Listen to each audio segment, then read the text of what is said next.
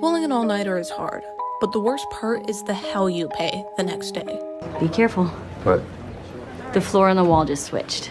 You can't focus, you can't think. You might be so tired you think Marvel still makes good movies. We'll kill for you, Megan Thee Stallion. And that's just one day. What if you decided to stay up for 11 days straight? Hopefully, you'd realize that was insane, sell your MCU stock, and go to bed. But that's not what this guy did. It was the 1960s, and 17-year-old Randy Gardner had just moved to San Diego. And, like any high schooler, a single question plagued him. How was he gonna win the San Diego Science Fair? That's right, science fairs are every high schooler's #1 dilemma. Do not look that up. Anywho, Randy and his friend Bruce really wanted to win this science fair, so they decided they were gonna break the world record for longest time gone without sleeping. They flipped a coin and decided Randy would be the one to stay up. But Randy's parents were bloody well terrified by this idea, because for some odd reason, they didn't want their son to, die. So they got John J. Ross, lieutenant commander from the Navy's Neuropsychiatric Research Unit, to monitor Randy during the experiment.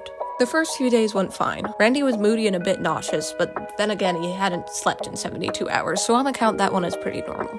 But the 5th day, Randy started hallucinating. He thought a signpost was a person, part of his house was a forest, and he was thoroughly convinced that he was famous football player Paul Lowe's. By day 9, Randy could barely finish a sentence, but the last day was the most terrifying. By the 11th day, Randy had become something less than human. Ross described him as expressionless, saying he had to be forced to speak, and that when he did, every word was monotone. His attention span was shot, and his short-term memory seemed a thing of the past. Luckily, that was the last day. Randy slept 14 hours afterwards, and the next day, he just went to school. It was like nothing had ever happened. Randy felt completely fine.